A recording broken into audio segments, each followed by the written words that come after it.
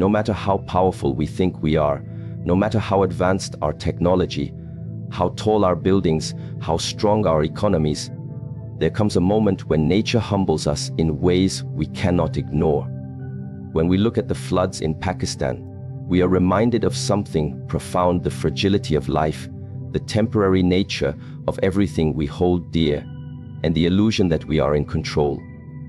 One day, the ground feels solid under your feet, and the next it is covered in water. One day, you have a home full of warmth, light, and laughter, and the next, that home is gone, swept away in a current that does not care who you are or what you own. That is the power of nature.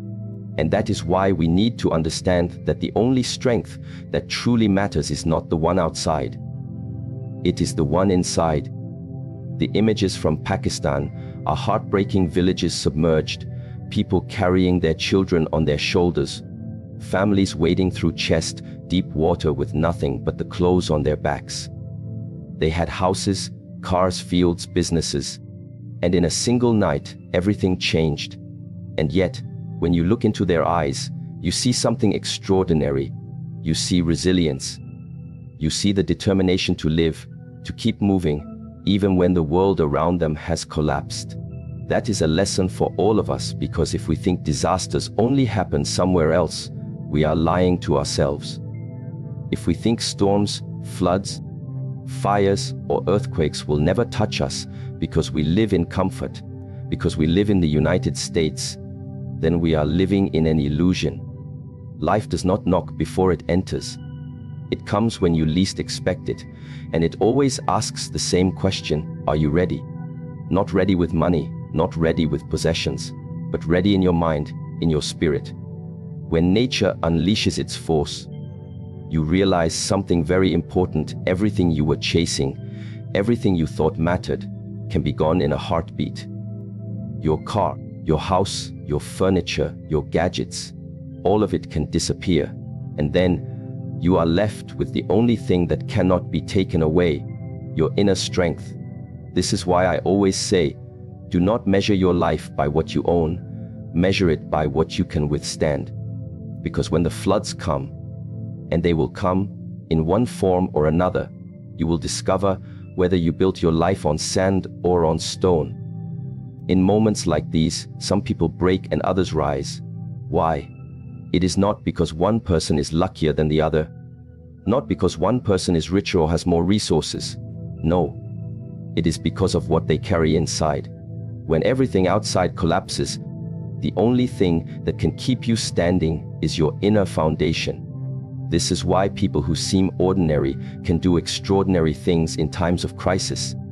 They refuse to give up because they have built a strength that does not depend on circumstances. And this strength is not built in the moment of disaster. It is built long before. It is built in the quiet hours when no one is watching, in the small choices you make every day to discipline your mind, to control your emotions, to keep faith alive even when life seems unfair. Think about it: the people in Pakistan who lost everything are not sitting down saying, "It's over." They are walking. They are carrying. They are searching for safety, for food, for a future. They could say, "Why me? Why now? Why this suffering?" And maybe some do.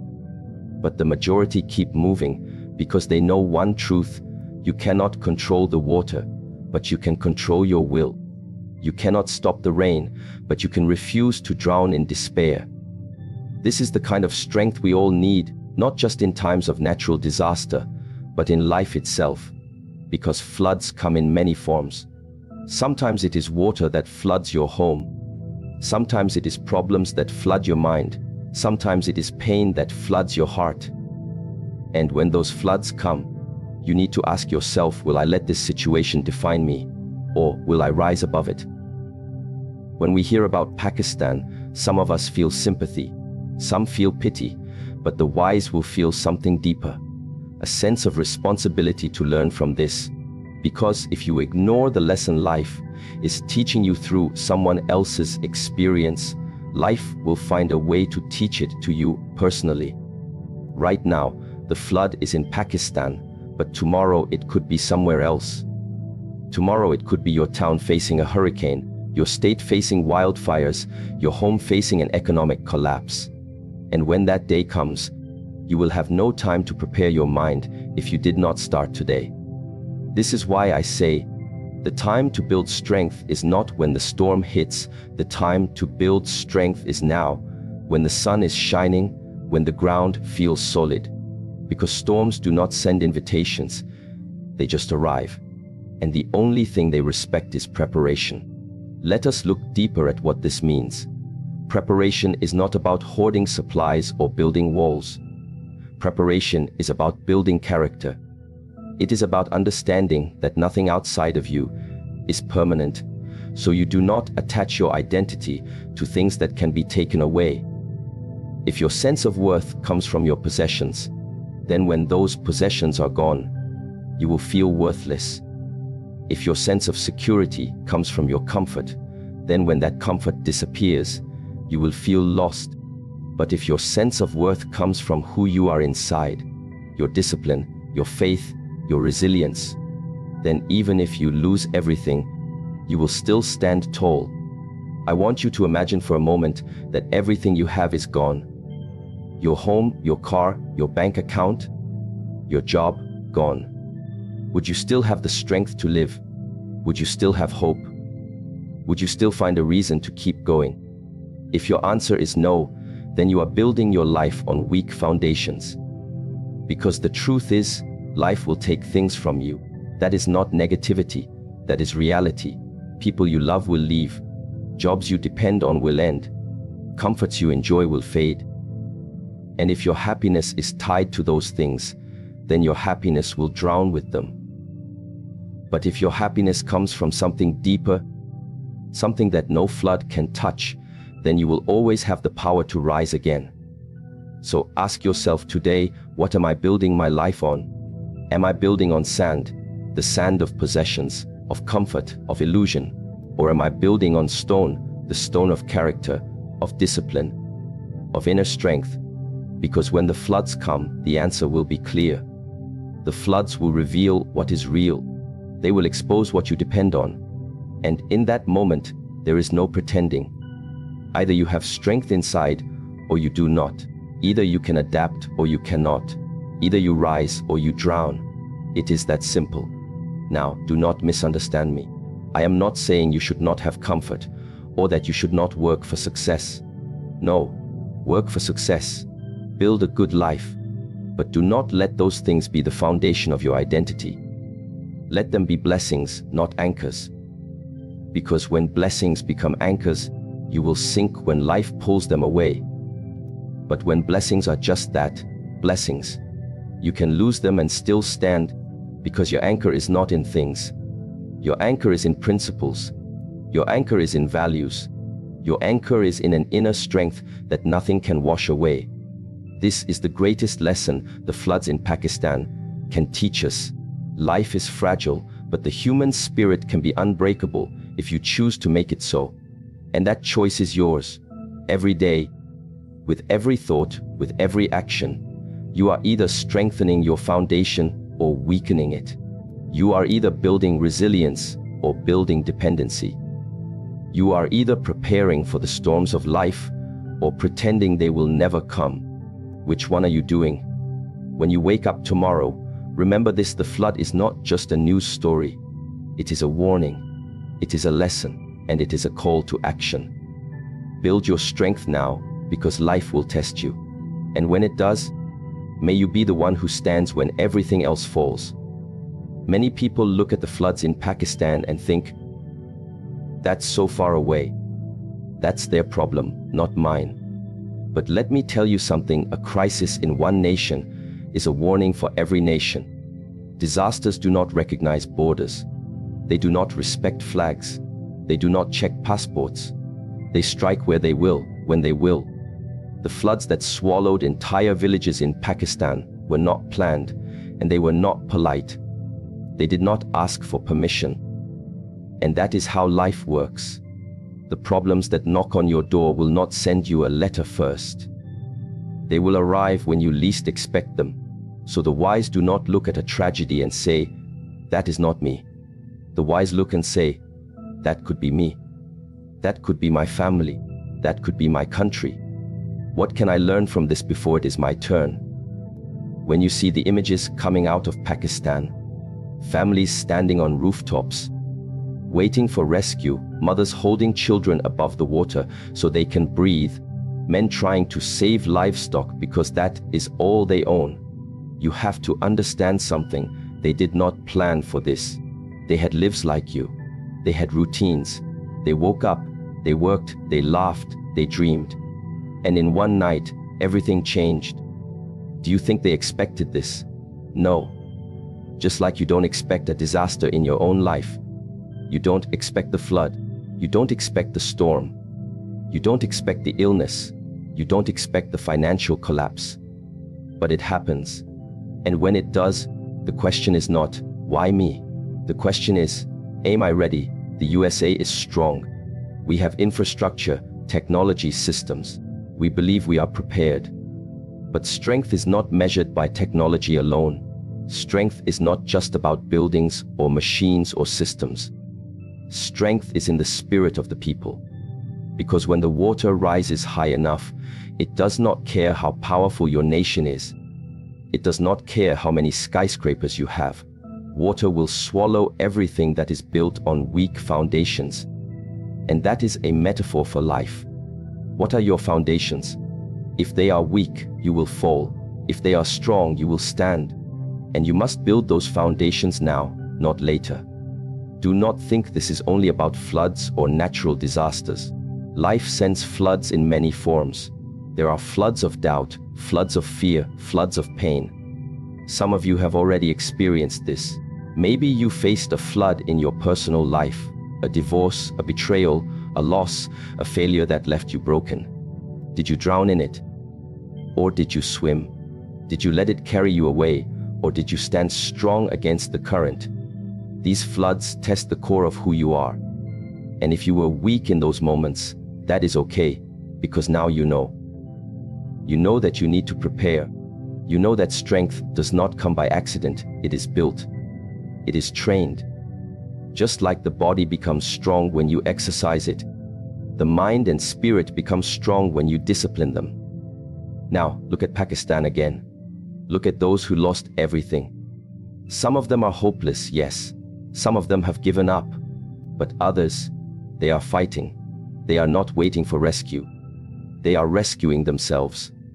They are carrying their families through the flood. They are sharing what little food they have with neighbors. Why? Because they understand a truth that most of us forget: life owes us nothing. Life does not guarantee safety. Life does not guarantee comfort. And when life takes everything away, you have two choices: complain or climb. Complain, and you sink deeper into the water. Climb, and you rise above it. But to climb, you need strength inside, because the outside world is against you. What does this mean for you, sitting in a comfortable house in the USA, watching this on the news? It means you must stop thinking you are untouchable.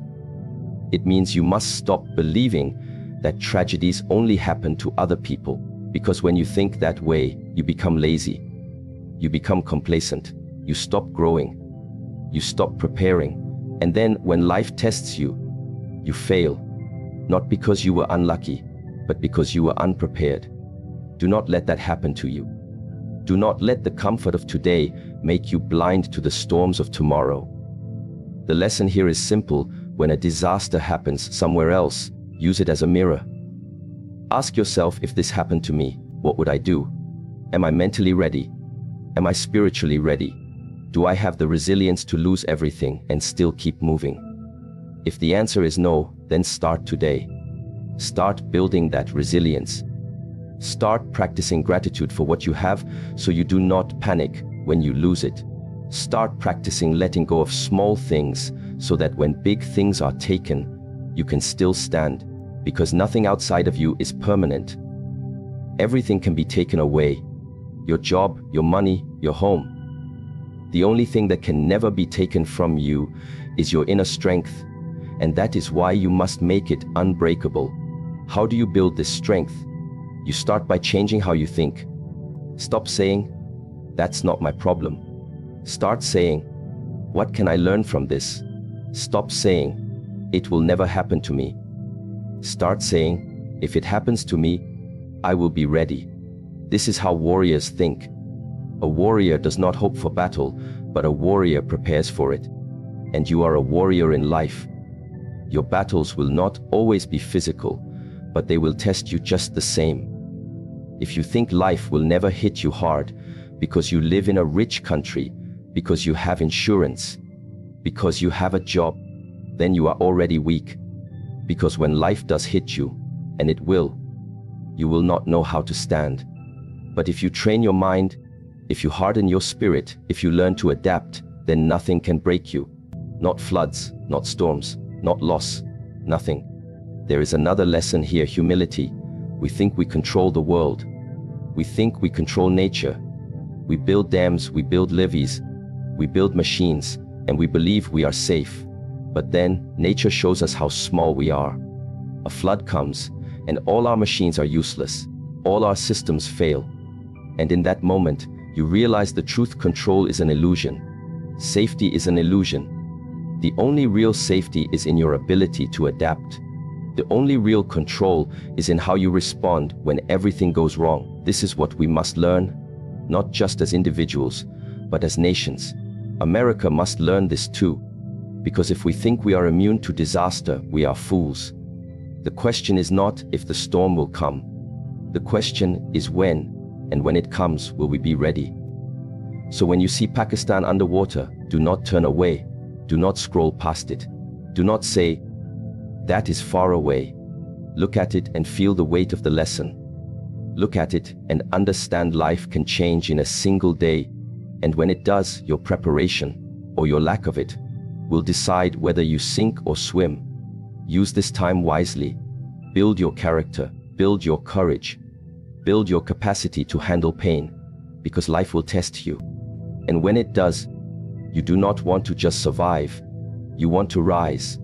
You want to be the person who stands firm while everything else falls. You want to be the person who says, I was ready. I am ready. I will always be ready. The floods in Pakistan are not just about water.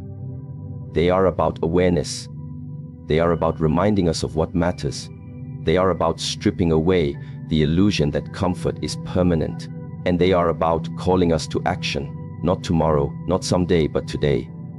Because storms do not wait, disasters do not ask, and life does not pause for those who are unprepared. The time to build strength is now. The time to wake up is now. The time to act is now. When we look at the floods in Pakistan, the destruction, the pain, the suffering, it is easy to think that this is someone else's problem, that it belongs to another country, another people, another part of the world. But this way of thinking is an illusion, because humanity is not divided by borders, flags, or languages. Humanity is one body. And when one part of the body is in pain, the whole body suffers, whether it realizes it or not. The suffering of one nation ripples into the consciousness of all nations, because it reminds us of a truth that we like to forget: we are connected. Your safety depends on others. Your future depends on others. And the more we ignore this, the more fragile we all become. When a part of your body is in pain, your hand, your leg, your heart, the rest of your body feels it. You cannot say, my hand is hurting, but that's not my problem because I am the head. No, when the hand suffers, the whole body suffers. That is how life works. Humanity is the same. We are connected like veins, like nerves, like cells in one living organism. And when you ignore one part, you weaken the whole. When you neglect one part, you neglect yourself. So when Pakistan is drowning, do not think you are safe just because you live in America. When families there are losing everything, do not think that has nothing to do with you. Because the truth is, what happens in one place today can happen in another place tomorrow. And even if it never happens to you directly, the energy of this suffering touches all of us. If we close our eyes to it, we close our hearts. And when we close our hearts, we lose our humanity. And when we lose our humanity, what is left of us? The world has become smaller. We are all connected by trade, by technology, by climate, by shared resources. When a flood destroys crops in Pakistan, the ripple effect reaches markets across the world. When millions are displaced, the ripple effect touches economies everywhere. When despair grows in one region, instability grows across regions. So even if you wanted to, you cannot isolate yourself from the suffering of others. But beyond economics, beyond politics, there is a spiritual truth. When you choose to ignore suffering, you make yourself smaller. You make your soul weaker. Because compassion is not a weakness, it is strength. It takes strength to care. It takes strength to feel someone else's pain and still have the courage to act. So I ask you, when you see the images of floods in Pakistan, what do you feel? Do you feel pity and then move on? Do you scroll past and forget? Or do you stop and ask yourself, what can I do? How can I help? Because this is the difference between a life that matters and a life that doesn't. A life that matters is a life that responds. It does not wait for someone else to act. It does not say, it's not my responsibility. It understands that responsibility is not limited by geography. Responsibility is a choice. You can choose to look away, or you can choose to look closer. You can choose to say, I am too small to make a difference. Or you can choose to make the difference you can. Maybe you cannot save everyone, but you can save someone. Maybe you cannot rebuild the whole world, but you can rebuild one person's hope. And that is enough. Because when you help one, you strengthen the whole body of humanity. But let me go deeper. Why should you care? Why should you care about people you have never met, in a place you have never been? Because caring makes you human. Because caring is the antidote to the poison of selfishness. When you close your heart, you become numb. And when you become numb, you stop living. You become like a machine, efficient, busy, but empty. Life is not meant to be lived that way. Life is meant to be lived with an open heart, with empathy, with compassion. And compassion is not something you turn on when it is convenient. It is something you live with every day. Because when you train your heart to care about others, you train yourself to rise above the smallness of ego. Ego says, me first. Compassion says, we are one. And when you start living from that place, you unlock a strength that ego can never give you. Now, some people say, why should I care? I have my own problems. Yes, you do. We all do. But here is a secret: when you help someone else, you help yourself. When you lift someone up, you rise too. When you give hope to others, you strengthen your own hope. Why? Because giving creates abundance. Because when you live only for yourself, your life becomes small and shallow. But when you live for something bigger than yourself, your life becomes deep and meaningful. And meaning is what keeps us alive when the storms come. When life floods you with pain, it is meaning that keeps you afloat. And meaning comes from contribution. Meaning comes from connection. Meaning comes from realizing that you are part of something greater than yourself. So when Pakistan suffers, you have a choice. You can ignore it, or you can let it awaken something inside you, a sense of responsibility, a sense of compassion, a sense of unity. You can choose to be the person who says, what difference can I make? And does nothing. Or you can be the person who says, even if I can only make a small difference, I will make it. Because that is what strength looks like. Strength is not measured by how much you take, it is measured by how much you give. And giving is not always about money. Giving is about awareness. Giving is about spreading truth. Giving is about speaking for those who cannot speak. Giving is about choosing kindness when the world chooses indifference. I want you to understand this: when you give, you do not just help the other person. You transform yourself. You become stronger. You become wiser. You become more alive. Because you are living in alignment with the highest truth, that we are all connected, that we rise together or we fall together. And the floods in Pakistan are not just about Pakistan. They are about all of us. They are a reminder that we are one body, and that when one part hurts, all should feel. And if we do not feel, if we do not respond, if we do not act, then the pain will spread, not because the water will reach you, but because the indifference will. And indifference is a flood more dangerous than any river because it drowns your humanity. So I ask you today, do not close your heart. Do not look away. Do not live in the illusion that you are separate from the suffering of others. Because when you live that way, you are not living at all. You are just existing. Choose to care. Choose to act. Choose to be part of the solution. Because when you do, you make the world stronger. And when the world is stronger, you are stronger too. This is the truth. This is the lesson. And this is the call to action that the floods in Pakistan are giving to every one of us.